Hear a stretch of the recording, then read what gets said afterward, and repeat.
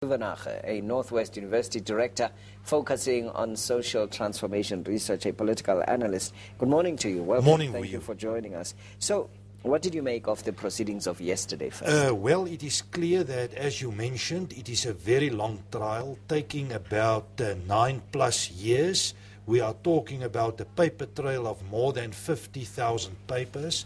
And then further, it is important to say that the judge is going to give his verdict over a time period of about 3 weeks. So we are talking about a very comprehensive trial. We are talking about one of the longest trials in the history of South African law. When you compare it with other political trials, does it compare in terms of time, in terms of investment in resources, in terms of how long it's taking to present the judgment? Well, my own assessment is it took probably too long. Okay. I think 9 to 10 years are far too long. I think you need to reach a verdict long before that time. But why did it take so long?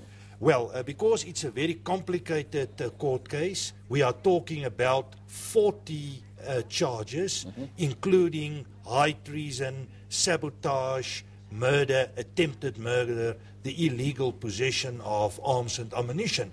Initially, there were 23 people involved. Currently, there are 20 people, 1 on parole, 2 died, and 18 are standing trial at this point. 2 died even during this time? 2 died during this time, yes. Yeah. Now, when you look at it, just from a political perspective, where does it sit in the political landscape of the country? What kind of impact has it had up to now? And just from a legal perspective, yes, one has to tread delicately in terms of making the decision and so on. But the impact of the judgment on the country's political landscape, what is it likely to do?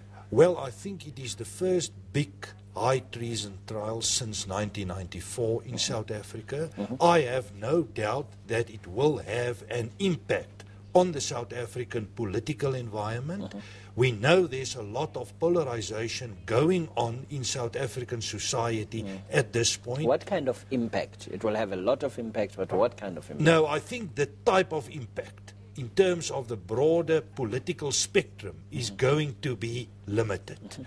I'm not expecting it to have a big impact. I rather think it will have a low-key type of impact, but you can expect some polarization towards the right of the center in our political environment. Yeah. Do they have a constituency?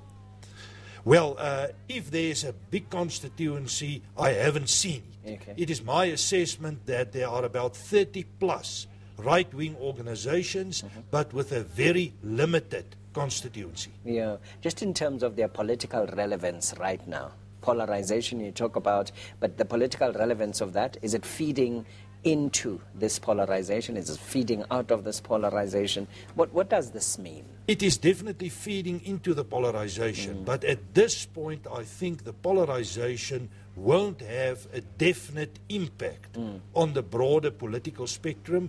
If you must put a weight on it, it is very limited. Yeah. It is rather my assessment that the bigger processes in South African politics is playing it out in terms of center and center-left. So the right-wing side, very limited. Is it slowly dying? I won't say it's going to die. It will always be some support for right-wing Nibbling groups. at the fringes, as it were? Yes, definitely. And inspired by the prophecies of people like Sinner van Rensburg, which they believe in. And What do they predict? What do they predict what they call the night of the long knives, die nacht van die lang messe. And then there will be an attack of black people on white people. And after that there will be a short-arm struggle.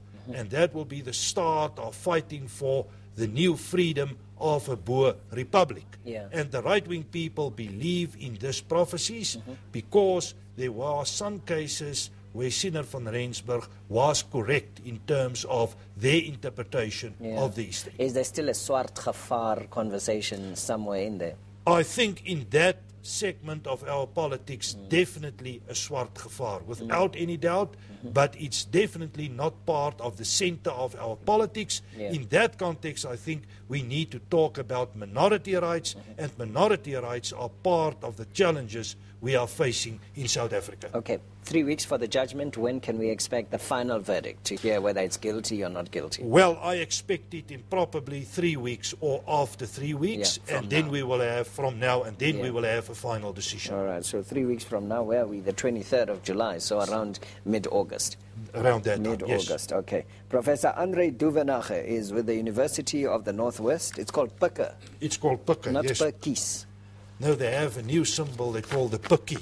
Pikkie. Yes. A Pikkie Pik. Pikkie. Okay, all right. Thank you very much for joining us this morning.